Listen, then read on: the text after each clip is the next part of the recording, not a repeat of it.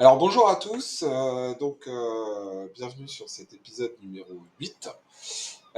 Donc comme je l'ai dit dans la vidéo précédente, là je vais faire un épisode spécialement sur le test DIVA 2.0. Donc c'est un test qui sert pour les psychiatres pour diagnostiquer les TDAH adultes, donc c'est uniquement chez l'adulte. C'est un test qui est assez complet, qui est assez long, qui dure entre 1 heure et 1 h 30 à faire. Et il est fortement recommandé euh, de le faire accompagner. Donc pour la partie enfant par une personne qui vous a bien connu enfant, donc ça peut être parents, frères, sœurs, enfin voilà, des personnes qui pourront vraiment confirmer et vous aider à vous remémorer les situations, puisque c'est un test qui est basé sur des situations de vie et des exemples et des réactions sur des thèmes de la vie courante. Et pour la partie adulte, l'idéal c'est d'avoir son conjoint avec soi ou son ex-conjoint dans mon cas, enfin une personne qui vous connaît très très bien en tant qu'adulte.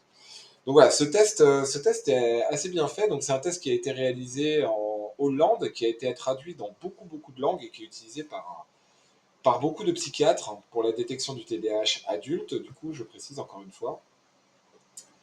Donc voilà, pour la petite histoire, donc moi je vais vous lire un petit peu toute la partie introductive du test. Ça permet de bien présenter le test, de comprendre comment il fonctionne et puis un petit peu sa petite histoire. Donc pour la petite histoire, donc là ce qui est indiqué sur le test, donc l'entretien diagnostique pour le TDAH chez l'adulte, DIVA.0, est publié par DIVA Foundation à La Haye, aux Pays-Bas, en août 2010. La traduction originale en français a été réalisée en mars 2011 par les docteurs Hervé M.O.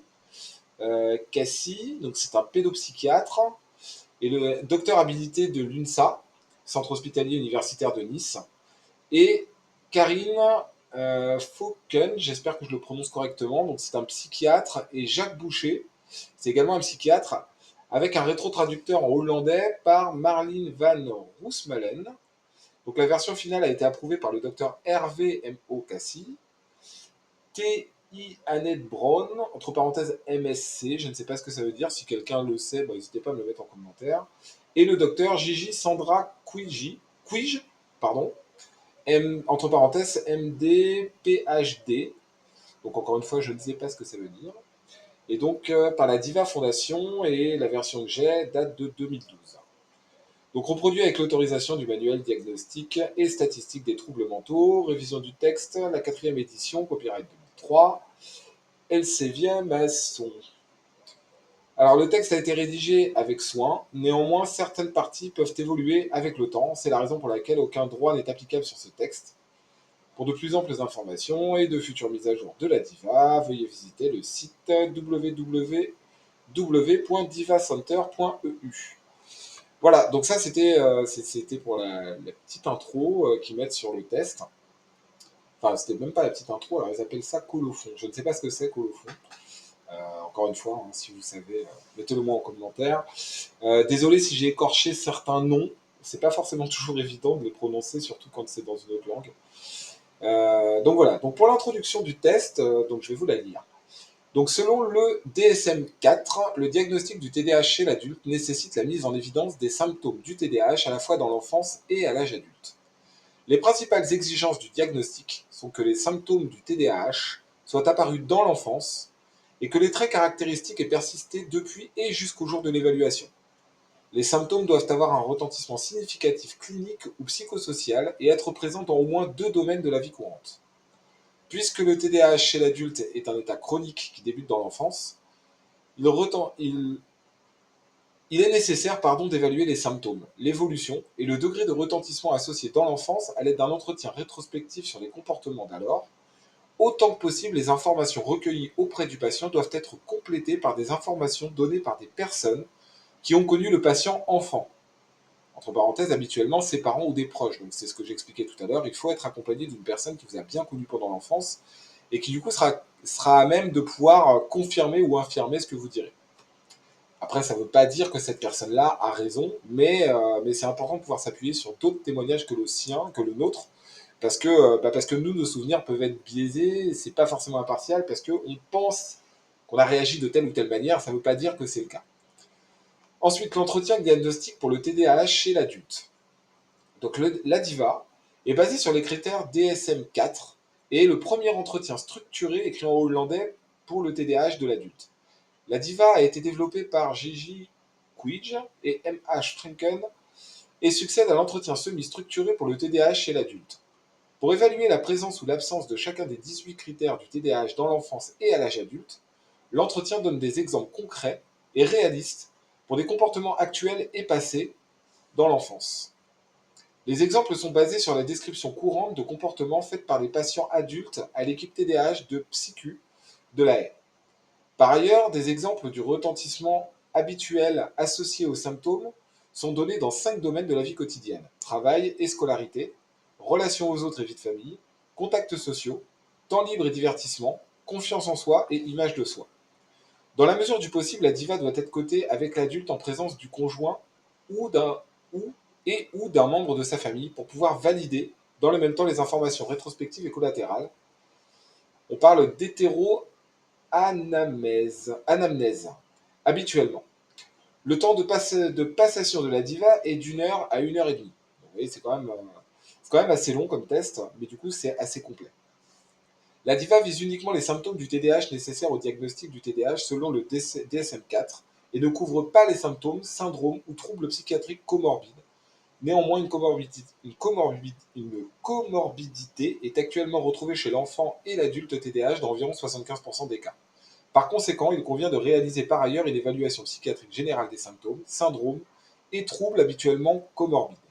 Les problèmes de santé mentale les plus fréquents associés au TDAH comprennent les troubles anxieux, dépressifs, bipolaires, l'abus de substances et les addictions, les troubles du sommeil et les troubles de la personnalité. Tous doivent être recherchés. Cela permet de comprendre l'ensemble des symptômes que présente le patient TDAH, mais aussi dans un diagnostic différentiel pour éliminer les autres diagnostics psychiatriques majeurs comme cause primaire des symptômes évocateurs d'un TDAH chez l'adulte. Donc moi, en plus du TDAH, pour le coup, j'ai des troubles anxieux. Parce que forcément, des fois, je peux m'enfoncer un petit peu dans l'anxiété, et encore plus avec ce que je vis à l'heure actuelle. Ensuite, donc instruction pour la cotation de la DIVA. Donc la DIVA est composée de 3 parties, qui s'appliquent chacune à l'enfance et à l'âge adulte. Les critères d'inattention, entre parenthèses A1, les critères d'hyperactivité et d'impulsivité, entre parenthèses A2, l'âge de début et altération du fonctionnement dû aux symptômes. Commencez par le premier groupe de critères DSM-4 du TDAH pour le déficit attentionnel, A1, puis le second groupe de critères pour l'hyperactivité-impulsivité, A2. Renseignez chacun des 18 items successivement en suivant l'approche suivante.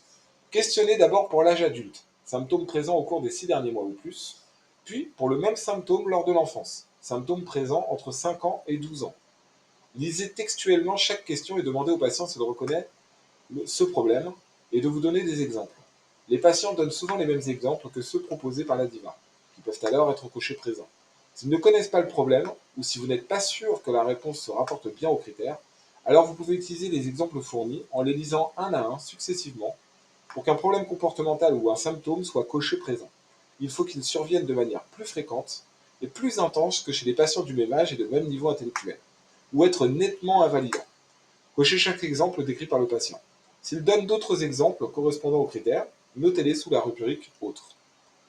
Pour qu'un item soit considéré comme présent, il n'est pas nécessaire que tous les exemples soient cochés, mais que l'évaluateur obtienne une image claire de la présence ou de l'absence du critère. Pour chaque critère, demandez si le conjoint ou le membre de la famille est d'accord, ou s'il peut donner d'autres exemples du problème lié au critère. En règle générale, le partenaire répondra sur l'âge adulte alors qu'un membre de la famille, habituellement un parent ou un apparenté plus âgé, répondra sur l'enfance. Par son jugement clinique, le clinicien doit déterminer la réponse la plus appropriée. Si les réponses se contredisent, l'habitude est de considérer que le patient est généralement le meilleur informateur. Alors personnellement, pour moi, je ne suis pas forcément d'accord avec cette partie parce que je ne suis pas sûr d'être le meilleur informateur, parce que j'ai tendance à croire que je réagis d'une certaine manière et en fin de compte, quand j'en parle à mon entourage, ils me disent que en fait pas du tout quoi. Donc c'est bien quand même de s'appuyer aussi sur l'entourage.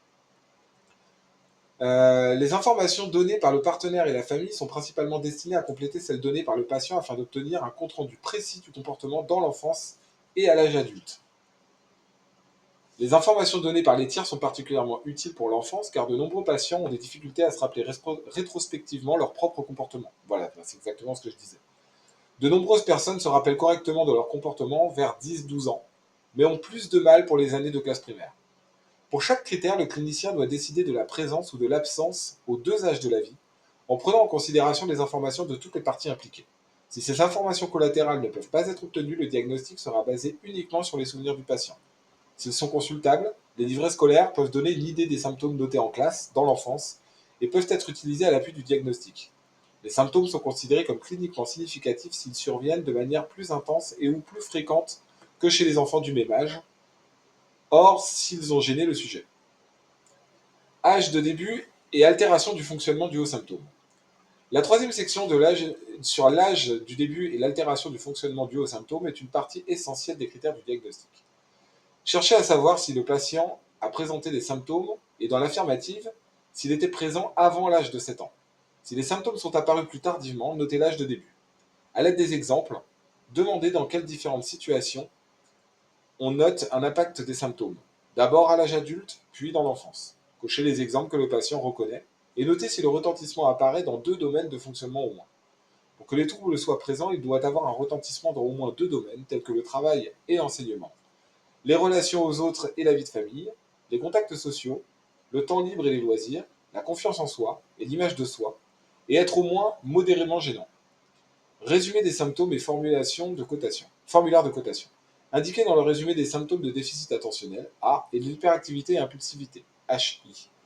Quels critères sont présents aux deux âges de la vie, et additionnez le nombre de critères d'inattention, d'une part, et d'hyperactivité et impulsivité, d'autre part. Enfin, indiquez dans le formulaire de cotation si 6 critères au moins sont présents dans chacun des domaines symptomatiques et déficit attentionnel, A, et d'hyperactivité, impulsivité, HI. Pour chaque domaine, indiquez s'il existe des preuves d'une présence de symptômes tout au long de la vie. Si les symptômes ont un retentissement et si le retentissement suivant survient dans deux situations au moins, et si les symptômes pourraient mieux être expliqués par un autre trouble psychiatrique, indiquez dans quelle mesure les informations collatérales et éventuellement les livrets scolaires appuient le diagnostic. Terminez en concluant si le diagnostic de TDAH peut être retenu et de quel sous-type il s'agit, sans oublier les codes de DSM-4 correspondants. Explication à donner au patient avant l'entretien. Alors ça, c'est ce que le psychiatre est censé nous dire, nous expliquer pour pouvoir passer le test. Donc au cours de l'entretien, je vous proposerai des questions sur la présence de symptômes du TDAH que vous avez présentés lors de votre enfance, et actuellement les questions sont basées sur les critères officiels du TDAH dans le DSM-4. Pour chaque critère, je vous demanderai si vous reconnaissez le problème. Pour vous aider au cours de l'entretien, je vous donnerai quelques exemples de chaque symptôme du TDAH qui décrivent les difficultés rencontrées par les enfants et les adultes. Avant toute chose, je vous poserai des questions et ensuite, à votre partenaire ou à votre famille, si elle est présente, votre partenaire vous connaît probablement bien en tant qu'adulte et je lui poserai des questions sur la période de votre vie durant laquelle il ou elle vous a connu. Votre famille aura une meilleure idée de votre comportement pendant l'enfance. Ces deux âges de la vie doivent être examinés pour établir le diagnostic du TDAH. Donc voilà pour l'introduction pour le test. Donc ensuite, il y a une petite partie où il faut mettre notre nom, prénom, date de naissance, le sexe, date de l'entretien, le nom du chercheur, donc j'imagine que c'est le nom du psychiatre, et le nom du patient. Ensuite, donc on attaque le questionnaire pur et dur. Donc je vais vous les lire, puis je vous dirai pour ma part, du coup, ce que j'ai coché. Donc première section, symptômes du déficit attentionnel, DSM-4, critère A1. Instruction, les symptômes à l'âge adulte doivent être présents depuis au moins 6 mois. Les symptômes dans l'enfance se reportent à la période entre 5 et 12 ans. Pour qu'un symptôme soit attribué au TDAH, il doit être d'allure chronique et ne doit pas être épisodique. Alors, donc, première question, A1. Avez-vous souvent du mal à prêter attention aux détails ou faites-vous souvent des erreurs d'étourderie dans votre travail ou dans d'autres activités? Comment était-ce dans votre enfance? Donc, on commence par la partie adulte, c'est ce qui est conseillé. Donc, exemple à l'âge adulte. Fait des erreurs d'étourderie. Donc, moi, ça, j'ai coché. Travaille lentement pour éviter des erreurs. Alors ça, pour le coup, je ne l'ai pas coché pour la bonne et simple raison, c'est qu'en fait, je ne travaille pas lentement pour éviter les erreurs, je travaille tout le temps trop vite. Je vais trop vite parce que faut que ça se finisse vite. Et du coup, bah, des erreurs, j'en fais plein. Ensuite, ne lis pas les instructions avec soin. Alors ça, je l'ai coché, parce que les instructions, je ne les lis jamais. Et alors les manuels et les modes d'emploi, n'en parlons pas, j'ai un tiroir qu'on est rempli, je ne l'ai jamais ouvert. Ensuite, du mal à travailler de façon minutieuse. Donc ça, je l'ai coché aussi. Alors j'adorerais réussir à travailler de façon minutieuse, mais je n'y arrive pas. Ensuite, besoin de trop de temps pour mener à leur terme des tâches complexes. Et bien encore une fois, j'ai pas coché, parce que j'ai tendance à vouloir aller trop vite et du coup à bâcler. Donc ça, c'est pas une bonne chose. Et alors là, j'espère et normalement, le traitement devrait avoir un effet bénéfique sur cette partie-là.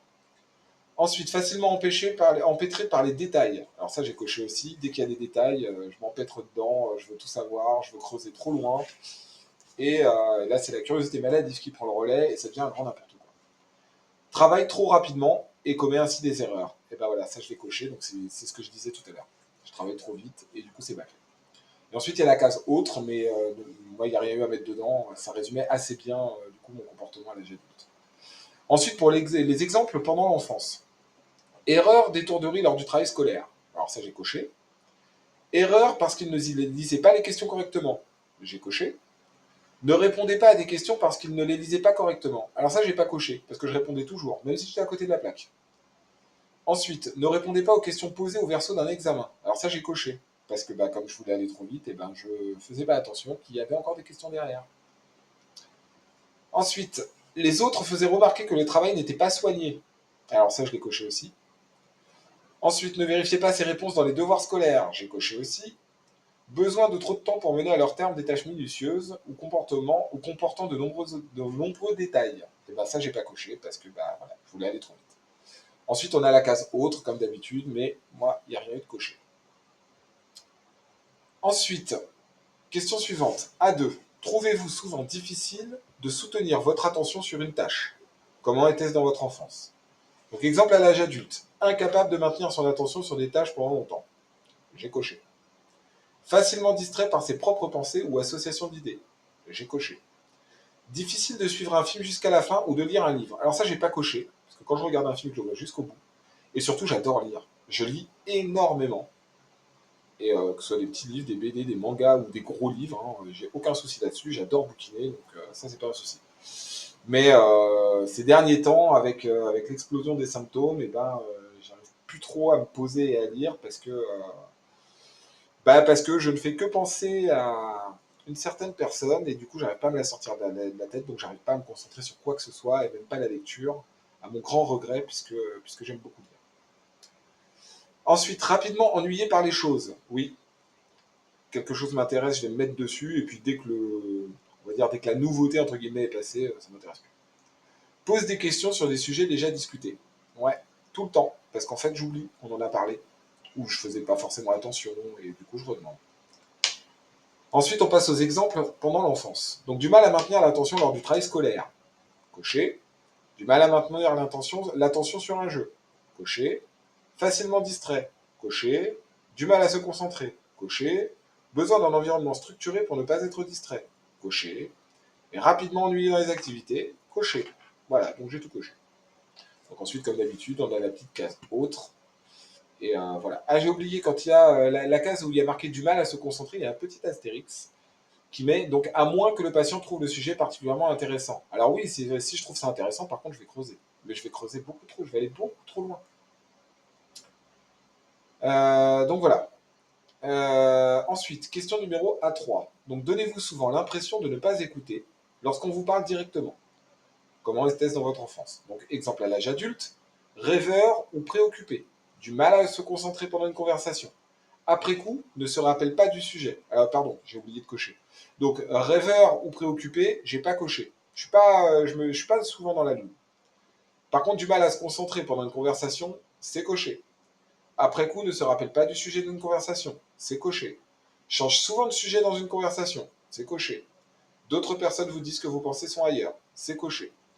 Tous ces symptômes-là ont malheureusement détruit mon couple et détruisent en règle générale mes relations sociales. Exemple pendant l'enfance. Ne sait plus ce que les parents, enseignants ont dit. Coché. Rêveur ou préoccupé? Pas coché. N'écoute qu'avec un contact visuel ou lorsqu'un le ton est levé. Coché. Doit souvent être interpellé. Coché. Et les questions doivent être répétées. Coché. Case autre, rien de marqué. Question suivante. A4. Avez-vous souvent du mal à vous conformer aux consignes et à mener à terme vos tâches domestiques ou vos obligations professionnelles. Comment était-ce dans votre enfance? Donc exemple à l'âge adulte, fait plusieurs tâches en même temps sans les terminer. Coché. Du mal à finir les tâches une fois que la nouveauté a diminué. Coché. Besoin de fixer un délai pour terminer les tâches. Coché. Du mal à terminer les tâches administratives. Pas coché. Alors ça, pour le coup, j'ai pas trop de mal à le faire. C'est chiant, mais j'y arrive. Du mal à suivre les instructions dans un manuel. Coché. C'est pas que j'ai du mal à les suivre, c'est que je les lis même pas. Case autre, pas coché, rien de particulier à mettre. Ensuite, exemple pendant l'enfance. Du mal à suivre les instructions. Coché. En difficulté lorsque les tâches comprennent plusieurs étapes successives. Coché. Ne termine pas les choses. Coché. Ne termine pas les devoirs ou ne les rend pas. Coché. Besoin d'un environnement structuré pour pouvoir terminer les tâches. Coché. Et case autre, pas coché, rien de plus à dire. J'ai déjà coché tout le reste, c'est déjà pas mal. Question suivante, A5. Trouvez-vous souvent difficile d'organiser les tâches ou les activités? Comment était-ce dans votre enfance? Exemple à l'âge adulte, du mal à planifier les activités de la vie quotidienne. Alors ça, j'ai pas trop mal à le faire, mais le problème c'est que je respecte pas ce que je planifie. La maison ou l'espace de travail est en désordre. Coché. Alors plus maintenant. J'essaye vraiment de faire attention à ça et depuis que je suis tout seul, j'ai de toute façon pas le choix. Et surtout, je me suis rajouté du rangement, donc j'arrive quand même à garder les choses rangées. Ensuite, planifie trop de tâches ou planification inefficace. Coché. Prévoir régulièrement de faire plusieurs choses au même moment. Coché. Arrive en retard. Alors non, j'arrive pas en retard. Par contre, j'oublie les rendez-vous. Ensuite, incapable d'utiliser un agenda ou un journal de manière efficace. Coché. Rigide par nécessité de coller au programme. Coché. Faible conscience du temps. Coché. Établit les listes sans les utiliser. Coché. Besoin qu'un tiers structure les choses. Coché. Case autre. Pas coché, rien de particulier à mettre. Alors ça me fait un peu rire, mais en vrai, ça me fait pas rire du tout, quoi. Parce que on est quand même en train de parler de quelque chose qui a gâché toute ma vie, qui a mis fin à mon mariage.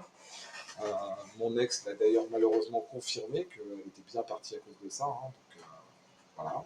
J'espère que maintenant qu'elle sait que c'est quelque chose qui n'est pas définitif et qui peut se traiter, que mon comportement va changer, peut-être qu'avec le temps, et quand elle constatera qu'il y a effectivement des changements, parce qu'à chaque fois que je lui ai dit que j'allais changer, bah, je ne changeais pas forcément. D'une, j'étais pas aidé, de deux, j'avais pas de traitement.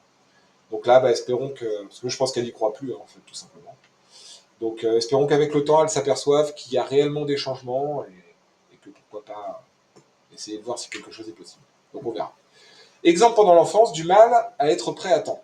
Coché. Chambre ou bureau en désordre. Coché. Du mal à jouer seul. Coché.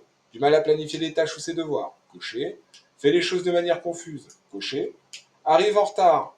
Pas coché. Encore une fois, c'est pas que j'arrivais pas en retard, puis de toute façon, quand j'étais petit, on m'y amenait au rendez-vous, donc il n'y avait pas de raison que j'arrive en retard.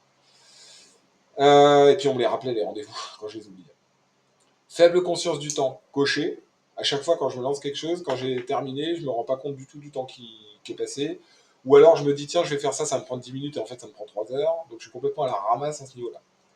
Du mal à s'occuper seul, coché. Bah ouais, en fait, quand j'étais petit, je recherchais systématiquement la présence des adultes, la compagnie des adultes. Tout le temps, tout le temps, tout le temps.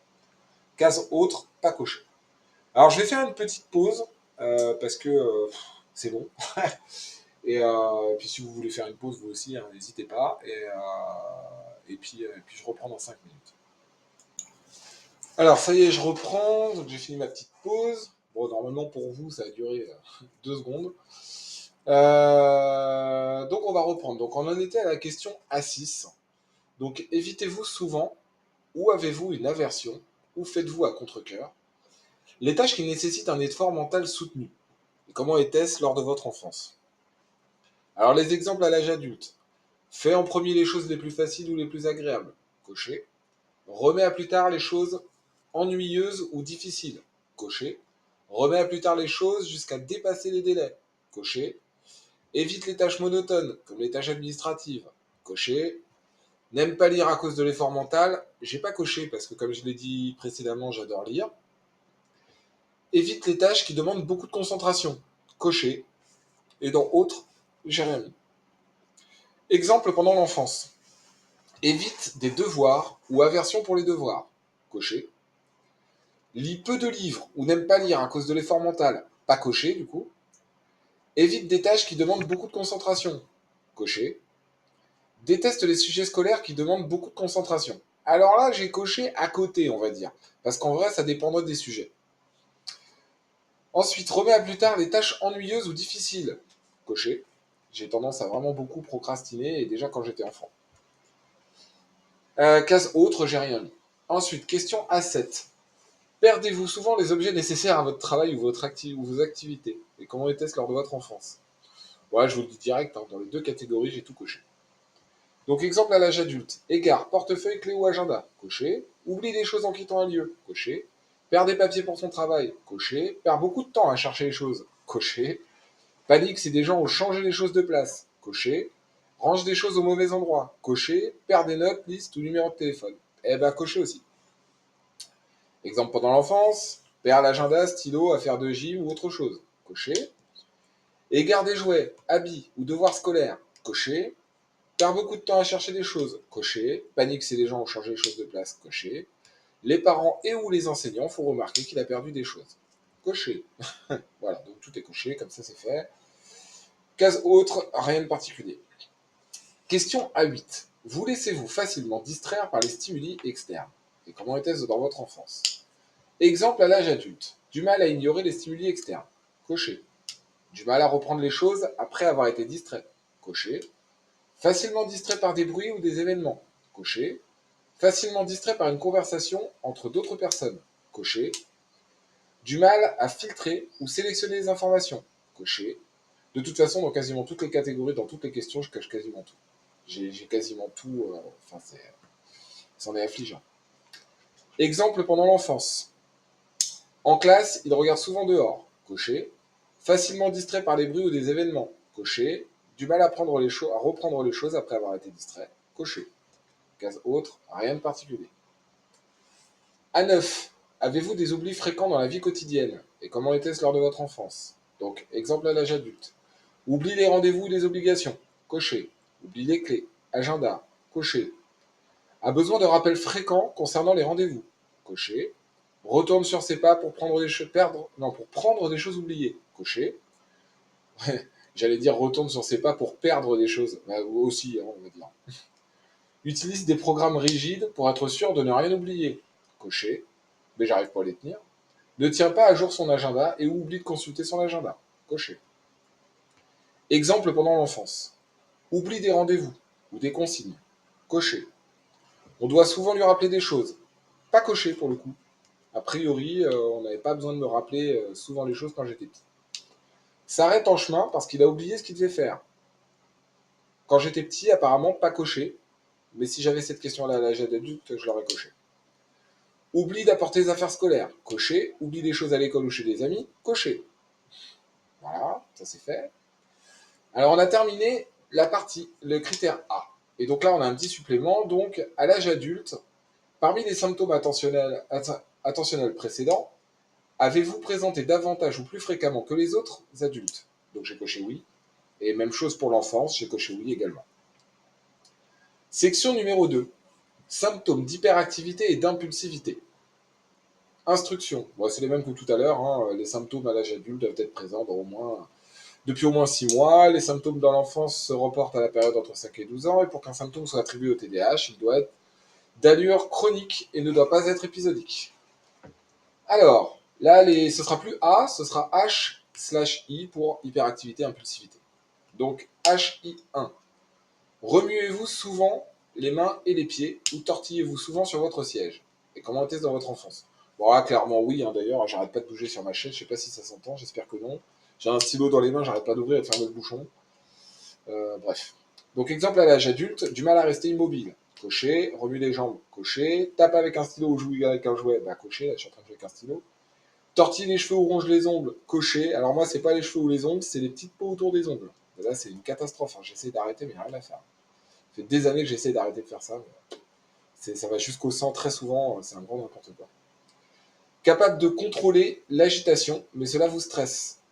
Alors, mon ex-conjointe m'a fait cocher, parce qu'apparemment, elle me dit que je suis capable de le contrôler, mais que c'est extrêmement difficile et que ça tient jamais longtemps. Mais du coup, elle a quand même voulu que je le coche. Exemple pendant l'enfance. Les parents disent souvent des choses comme tiens-toi tranquille, coché, remue les jambes, coché, table avec un stylo ou jouer avec un objet, coché. Tortille les cheveux ou ronge les ongles, coché. Incapable de rester assis de façon relaxée, coché. Capable de contrôler l'agitation, mais cela vous stressait. Alors là, apparemment, pas coché, parce que j'en étais incapable. HI2. Vous levez-vous souvent dans les situations où vous êtes supposé rester assis. Comment était-ce dans votre enfance? Exemple à l'âge adulte. Alors, évite les réunions, les conférences, les cérémonies religieuses. Coché. Préfère marcher plutôt que de rester assis. Coché. Ne reste jamais longtemps aussi assis tranquille. Bouge sans cesse. Coché. Stressé par l'obligation de rester assis. Coché. Trouve une excuse pour pouvoir marcher. Coché. Exemple pendant l'enfance. Se lève souvent pendant les repas ou en classe. Coché. Trouve très difficile de rester assis en classe ou pendant les repas. Coché. On lui dit souvent de rester assis. Coché. Trouve une excuse pour pouvoir marcher. Coché. Donc bon, ça c'est fait. HI3. Vous sentez-vous souvent agité? Et comment était-ce dans votre enfance? Donc exemple à l'âge adulte, se sent agité ou nerveux à l'intérieur. Coché. Ressent constamment le sentiment d'avoir quelque chose à faire. Coché. Et trouve difficile de se relaxer. Coché. Je ne sais pas me relaxer, j'en suis incapable. Quand on me dit pose-toi et pense à rien, je ne sais pas faire ça moi. J'aimerais bien, hein, parce que ça sera reposant. Enfin, j'imagine. Exemple pendant l'enfance. Cours toujours, coché. Grimpe sur les meubles ou saute sur les fauteuils. Alors pas coché. Je montais pas sur les meubles. De toute façon, valait mieux pas. Monte aux arbres, coché. Là par contre, ouais. Se sent agité à l'intérieur, coché. Question suivante, HI4. Trouvez-vous souvent difficile de profiter d'un moment de détente? Ouais. Exemple à l'âge adulte. Parle lorsque cela n'est pas approprié. Alors là, on va rentrer dans les choses qui ont tué mon couple, ma famille, mes relations sociales, enfin tout quoi. Donc parle lorsque cela n'est pas approprié, coché. Se met rapidement en avant en public, coché. Bruyant dans tout type de situation, coché. Du mal à faire des activités tranquillement, coché. Du mal à parler doucement, coché. Exemple pendant l'enfance, fait du bruit en jouant en classe, coché. Incapable de regarder la télé ou un film tranquillement, coché. Je parle tout le temps pendant un film. Et même moi, ça m'énerve. On lui demande souvent de se calmer ou d'être plus tranquille, coché. Se met rapidement en avant en public, coché. Case autre, rien de particulier. Alors, je le dis de temps en temps, mais ça y est à chaque fois, hein, pour l'âge adulte et pour l'enfant, hein, la case autre. Alors, êtes-vous souvent sur la brèche, ou comme si vous étiez dirigé par un moteur? Et comment était-ce dans votre enfance? Donc, exemple à l'âge adulte. Ah mince, on a oublié de faire ça. Ah, ça n'a pas été coché cette page-là, on l'a zappé. Ben, on va le faire ensemble. Alors, exemple à l'âge adulte. Donc, toujours occupé à faire quelque chose, ben, je vais cocher. Déborde d'énergie toujours en mouvement, je vais cocher. Franchit ses propres limites, je vais cocher. Lâche définitivement prise, excessivement insistant, cocher. Pas lâche définitivement, lâche difficilement prise et excessivement insistant, cocher. Exemple pendant l'enfance, là ça a été coché, donc constamment occupé, coché. Remarque par son activité en classe ou à la maison, déborde d'énergie, coché. Toujours sur la brèche, monté sur ressort, coché. Et autres, bah, rien de particulier. Donc parlez-vous souvent trop. Euh, Bah, ce que je vais faire en fait, c'est que je vais être obligé de rappeler ma conjointe en espérant qu'elle accepte, parce qu'on a oublié cette page. Donc je vais reprendre après. Donc j'en étais à A6, HI6, pardon. Voilà, je suis de retour. Bon bah on vient d'avoir un bel exemple de comme d'habitude, il faut que je fasse tout de suite. Voilà. Bon, j'ai envoyé un message, elle m'a rappelé tout de suite. Pour le coup c'était top. Depuis en fait que ce que je lui ai dit hier soir, je sais pas, il a dû se passer quelque chose, mais on arrive à discuter normalement. La conversation était vachement bien là. Enfin, c'est vraiment cool. Ça me fait énormément de bien parce que qu'elle revienne ou qu'elle revienne pas, dans tous les cas, moi je préférerais qu'on reste. Si elle ne revient pas, bah, qu'on puisse au moins rester amis parce que c'est quelqu'un qui compte énormément pour moi. Et ça me fait vachement bien de pouvoir parler avec elle normalement, sans rancœur, sans rancune, sans froideur. Et c'est hyper agréable. Donc, waouh, c'est cool, vraiment, et ça va beaucoup m'aider. Donc, on verra comment les choses évoluent avec le temps. Si ça évolue sur de l'amitié, bah, ça évoluera sur de l'amitié, et j'en serai très content. Bon, moi, je l'aimerais toujours, mais c'est pas grave si. Si je peux au moins la garder en amie, ce sera déjà ça. C'est ce qui est le plus important pour moi, c'est voilà, pouvoir, même si ça doit être en retrait, que ça doit être en arrière-plan, pouvoir continuer à veiller sur elle, à prendre soin d'elle. Même si je sais pertinemment qu'elle est tout à fait capable de le faire elle-même. Mais j'aime la savoir en sécurité. Et bien et heureuse. Donc voilà, donc du coup on a fait les petites questions, donc bon, bah, sans surprise, hein, pour la question d'avant, là le HI5, bah, on a tout coché. Et donc pour le suivant, donc c'est HI6, donc parlez-vous trop souvent. Et ben donc exemple à l'âge adulte, parle tellement que les gens trouvent cela fatigant, donc coché. Connu pour parler de manière incessante, coché. Trouve difficile d'arrêter de parler, coché. Tendance à trop parler, coché. Ne laisse pas l'occasion aux autres d'intervenir dans une conversation, coché. Et besoin de beaucoup de mots pour dire quelque chose, coché. Donc tout est coché. En même temps, sur cette question-là, la question se posait pas vraiment, c'était sûr. Exemple pendant l'enfance, connu comme une boîte à paroles. Bon, moi, on me disait un moulin à paroles, hein, ou une pipelette. Les enfants ou les enseignants demandent souvent le silence, coché. Donc le premier aussi, hein, coché. Les fiches scolaires mentionnent souvent des bavardages, coché. Puni pour avoir trop parlé, coché. Gêne le travail scolaire des autres en parlant trop, coché. Ne laisse pas les autres parler dans une conversation, coché aussi. Donc voilà, encore une fois, tout est coché. HI7. Laissez-vous souvent échapper la réponse à une question qui n'est pas encore entièrement posée. Bon, bah là, encore, hein, sans surprise. Hein. Donc, exemple à l'âge adulte, dis ce qu'il pense, coché. Dis les choses sans réfléchir, coché. Donne des réponses avant que les gens aient fini de parler, coché. Finis les phrases des autres, coché. Manque de tact, coché. Et donc, pendant l'enfance, exemple pendant l'enfance, du coup, dis les choses sans réfléchir, coché. Veut être le premier à répondre aux questions en classe, coché. Donne la première réponse qui lui vient à l'esprit, coché. Interrompt les autres avant que les phrases soient finies, coché. Et blesse verbalement, alors pas coché. Pas coché, je suis pas quelqu'un de blessant. Alors des fois, je dis les choses un petit peu maladroitement, c'est pour ça que le manque de tact a été coché côté adulte. Mais j'étais pas blessant dans ma manière de parler. Donc voilà. Question suivante, donc HI8. Trouvez-vous souvent difficile d'attendre votre tour? Là, on est clairement dans l'impulsivité. Hein. Donc difficile à attendre dans une file. Difficulté à attendre dans une file. Veut doubler dans une file d'attente. Coché. Du mal à attendre patiemment dans la circulation ou les embouteillages. Eh ben dans les embouteillages, j'ai trouvé une parade. Alors je sais qu'on n'a pas trop le droit de le faire et je vous déconseille fortement de le faire. Mais bon, dans les bouchons, quand on est à l'arrêt, voilà. Je me mets une série en fait tout bêtement sur mon téléphone et grâce à ça, j'arrive à tenir sans problème. Du mal à attendre son tour dans les conversations. Coché. Impatient, coché. Rapidement commence ou met terme à ses relations ou des emplois par impatience, coché. Euh, en vrai, j'étais dans l'événementiel pendant des années, donc au final, ça m'allait bien parce que je changeais tous les jours de clients, je changeais tous les jours de lieu, donc ça m'allait assez bien. Exemple pendant l'enfance, donc du mal à attendre son tour dans les jeux ou les sports, coché, du mal à attendre son tour en classe, coché, toujours le premier à parler ou à agir, coché, rapidement impatient, coché, traverse la route sans regarder, pas coché. J'ai toujours regardé à droite et à gauche avant de traverser la rue, même adulte. Hein. Donc ça, on me l'a bien confirmé, pas besoin de le cocher. Donc c'est cool, ça m'a, je pense éviter de me prendre un camion. Ouais, c'est pas mal. HI9. Ah, je sais pas si ça se sent, mais je me sens vachement mieux là, après avoir pu discuter avec elle sereinement, je me sens vachement mieux. Après, il faut pas non plus que je me fasse des films. Hein. Voilà, c'est pas parce qu'on arrive à discuter normalement et sur un ton sympa que pour autant il se passera quoi que ce soit. Mais ça fait beaucoup de bien. C'est très agréable. Donc, HI9, interrompez-vous souvent les autres ou imposez-vous votre présence? Comment était-ce dans votre enfance? Alors, là on va tout cocher aussi. Donc, exemple à l'âge adulte. Rapide à interférer avec les autres. Cocher. Interrompt les autres. Cocher. Dérange sans qu'on lui ait rien demandé. Cocher.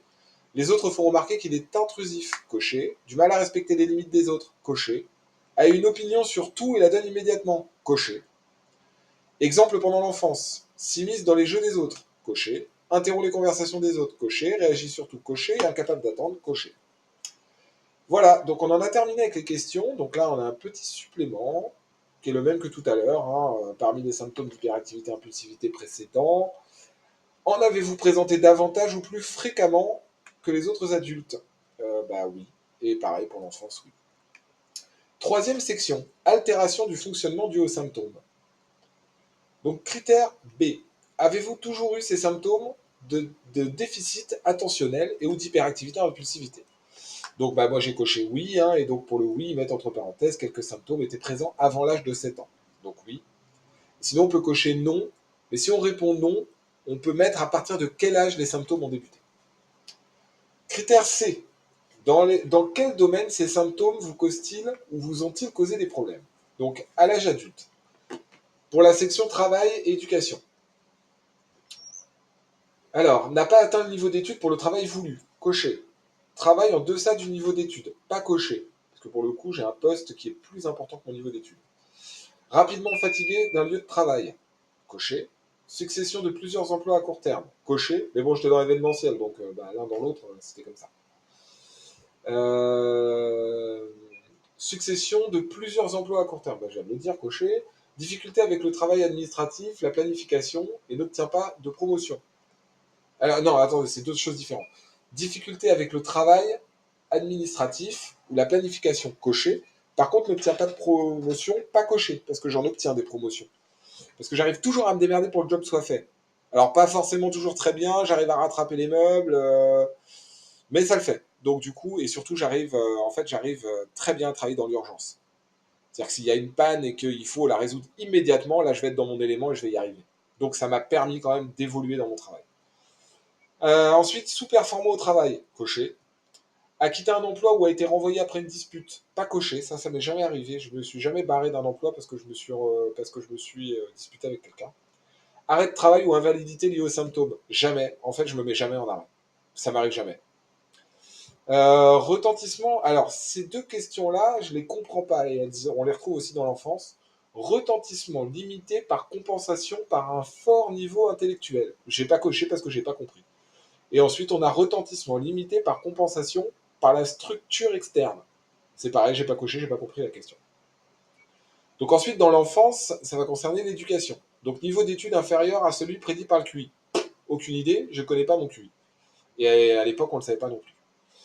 Redoublement à cause de problèmes de concentration. Oui, alors c'est complètement débile, mais j'ai redoublé le CE1. Bah ouais, parce que je parlais tout le temps. Donc on me l'a fait redoubler. Études inachevées, renvoi d'un établissement scolaire. Alors coché. Alors j'ai jamais été viré d'un établissement, mais par contre études inachevées, oui. Coché. Plus d'années pour terminer les études que nécessaire. Bah non, puisque j'ai pas fait d'études. A obtenu un niveau d'études conforme au QI, mais avec beaucoup de difficultés. Bah encore une fois, bon déjà les diplômes, j'en ai passé qu'à l'âge adulte. Et en plus, bah, je connaissais pas mon QI. Difficulté à faire des devoirs, coché. Éducation, parce que j'arrivais pas à me concentrer. Éducation spéciale à cause des symptômes, non, pas coché. Commentaire des enseignants sur le comportement ou la concentration, coché. Ralentissement limité par compensation, par un fort niveau intellectuel, bah, encore une fois, j'ai pas compris. Et puis retentissement limité par compensation par la structure externe, j'ai pas coché parce que j'ai pas compris. Ensuite, à l'âge adulte, on a relations et ou famille. Donc rapidement fatigué par les relations, non. En règle générale, quand je suis ami avec quelqu'un, ça dure. Et c'est souvent que la personne accepte qui je suis. Et j'ai des amis que j'ai depuis très très longtemps et avec qui je m'entends super bien. Voilà. Et sur qui je peux compter surtout. Et qui sont là dans les moments difficiles. Notamment en ce moment. Ensuite, débute, termine impulsivement les relations. Alors, débute, non. Par contre, termine impulsivement les relations, oui. Si quelqu'un me saoule, je vais lâcher l'affaire complètement et je vais l'ignorer totalement. Compensation nécessaire des symptômes par le conjoint. Bah oui, en fait, du coup, mon ex-femme, bah oui, elle a dû compenser souvent, elle a dû s'excuser pour moi par rapport à mon comportement, enfin des choses pas très cool pour elle, et je m'en suis excusé, j'en suis vraiment désolé pour elle, parce que ça a pas dû être facile. Problème relationnel, nombreuses disputes, manque d'intimité. Alors coché, mais pas pour tout. Problème relationnel, oui, forcément, hein, les problèmes sociaux, les comportements sociaux n'allaient pas, quoi, du coup. Nombreuses disputes, non. Je me suis, on se fâchait pas avec ma femme, mais c'était très difficile pour elle et elle intériorisé énormément. Du coup. Ce qui est peut-être un peu dommage. Je pense que si on en avait plus parlé, qu'elle en avait plus parlé, on aurait peut-être pu avancer différemment. Et manque d'intimité, alors là, totalement. Moi, je raconte tout. Je suis un livre ouvert. Je suis incapable de garder quelque chose pour moi. Alors, attention, je sais garder un secret. Mais par contre, en ce qui concerne ma vie privée, j'ai aucun filtre. Et je pense que ça a dû la déranger aussi. Divorce à cause des symptômes. Bon, bah là, clairement, c'est coché. Alors, le divorce n'est pas encore fait, hein, mais malheureusement, c'est lancé. Mais c'en est qu'au tout début, tout début, tout début, et ça n'avance pas trop, mais ça n'est pas de mon fait. Donc, de mon côté, je me dis que c'est plutôt une bonne chose, mais bon. J'ai envie de dire, plus ça arrivera tard, et mieux ce sera, mais pas forcément. Donc, je ne sais pas. Ça dépend beaucoup d'elle, en fait. Problème sexuel à cause des symptômes, oui, mais je ne m'étalerai pas sur cette partie-là avec vous. Problème avec l'éducation à cause des symptômes, non. Alors ça dépend, on ne sait pas trop de quoi il parle. Est-ce que c'est l'éducation de mes enfants? Si c'est le cas, non, j'ai pas de problème avec ça. Je pense être un bon père, elle me l'a confirmé, donc de ce côté-là, pas de souci. Difficultés ménagères ou administratives, pareil, elle m'a dit de pas cocher, que non, pas particulièrement. Problème financier ou jeu d'argent. Alors c'est coché, mais que pour les problèmes financiers. Je suis poche percée. Alors même si j'ai fait énormément de travail là-dessus ces dernières années et que je suis beaucoup moins, voire quasiment plus du tout. Donc ça, c'est plutôt pas mal. Par contre, j'ai aucun problème au niveau des jeux d'argent. En fait, j'ai aucun problème sur les vices et les addictions qui sont pas bonnes en fait. C'est-à-dire qu'en gros, les jeux d'argent, c'est pas mon truc. Je dois jouer une fois à l'euro million dans l'année. Je ne prends pas de drogue, je bois très très peu d'alcool. Enfin voilà, j'ai jamais été dans ces choses-là. N'ose pas commencer une relation. Alors ma femme m'a dit qu'elle n'en savait rien et en fait je lui ai rappelé que c'est elle qui est venue vers moi, que moi j'osais pas et avant de la rencontrer, non j'osais pas en fait. J'ai jamais osé, j'arrivais pas. Une timidité maladive, c'était pas possible. Quoi. J'arrivais pas à aller à me lancer. Quoi. Ensuite, pour l'enfance, donc c'est que sur la famille, du coup, donc disputes fréquentes avec frères et sœurs, bah oui, mon frère, enfin ça a été très très très très loin, on est fâchés, on ne se parle plus. Maintenant, par contre, que je sais tout ça, je me ravise et je me dis qu'il serait peut-être temps d'arranger les choses. Donc je réfléchis à reprendre contact avec lui, je sais pas trop comment faire, je sais pas trop comment m'y prendre, parce que j'ai des torts, oui, mais il en a énormément de son côté aussi, donc je sais pas comment m'y prendre. On verra. Punition ou correction fréquente, oui, je l'ai puni sans arrêt. Peu de contact avec la famille à cause des conflits, bah oui, j'ai coupé les ponts quasiment complètement avec ma famille pendant plus de 20 ans. J'ai repris contact avec certaines personnes il y a quelques temps, mais globalement, ouais, quoi. À nécessiter le soutien des parents pour une période plus longue que la normale, non, parce qu'en fait, je me suis assumé très jeune. J'ai eu mon premier appartement à 16 ans et je m'assumais financièrement à 16 ans. Donc non, ça pour le coup, j'ai toujours été extrêmement débrouillard et j'ai toujours été capable de sortir des situations les plus difficiles, donc pas de souci à ce niveau-là. Ensuite, à l'âge adulte, donc les contacts sociaux. Ah mince, on les a pas cochés non plus. Bon, je vais la rappeler. Je vous reprends après.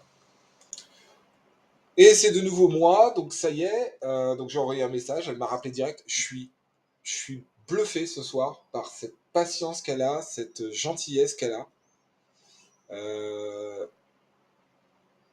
je suis bluffé. C'est génial. C'est génial. C'est génial. Donc voilà, comme je lui ai dit, même si on se remet pas ensemble, si au moins je peux regagner sa confiance en changeant de comportement grâce à l'aide que je reçois maintenant, grâce au traitement, grâce à tout ça, et ben ça sera déjà une super chose. Donc voilà, donc du coup on a répondu aux questions qui manquaient. Donc à l'âge adulte, les contacts sociaux, donc rapidement fatigué par les contacts sociaux, coché. Difficulté à maintenir des contacts sociaux, coché. Conflit résultant de problèmes de communication, coché. Alors non, difficulté à maintenir les contacts sociaux, pardon, pas coché. J'ai pas trop de problème à les maintenir une fois que je les ai. Difficulté à initier les contacts sociaux, pas coché non plus. J'ai pas trop de problème à parler avec les gens, mais le problème c'est qu'après je parle trop. Faible auto-affirmation de soi, conséquence d'expériences négatives, coché. Inattention, par exemple, oublie d'envoyer une carte, d'être empathique, d'appeler au téléphone, coché. Pas forcément pour l'empathie pour le coup, mais pour le reste oui. Ensuite, temps libre, hobby. D'abord, on va faire la section enfant des contacts sociaux.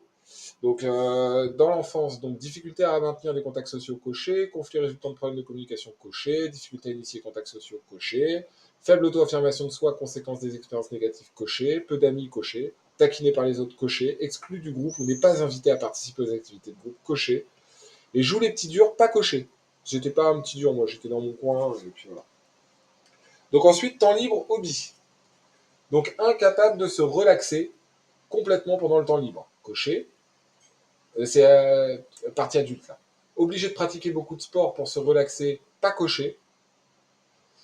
Par contre, blessure à la suite d'une pratique excessive du sport, coché. Parce que, bah, en gros, j'ai fait 7 niveaux de plongée sous-marine et j'ai fait un accident de décompression. Et j'ai le tympan qui a éclaté. Donc voilà. Incapable de terminer un livre ou de regarder un film jusqu'au bout, pas coché. Fatigué parce qu'à faire en permanence, coché. Rapidement lassé par les hobbies, coché. En fait, une fois la nouveauté passée, ça blasse. Accident ou suspension de permis de conduire suite à un comportement dangereux, bah oui, j'ai perdu mon permis parce que excès de vitesse. Après, pas des gros, mais suffisamment pour le perdre. Voilà. Recherche de sensations et ou prise de risque trop fréquente. Alors, c'était vrai avant que je rencontre ma femme. Avant, oui. Après, quand j'étais avec elle, non. Problème avec la police, la justice, non. J'ai jamais eu de soucis à ce niveau-là. Et hyperphagie, non. Alors, temps libre hobby dans l'enfance. Donc, incapable de se relaxer correctement pendant le temps libre, coché.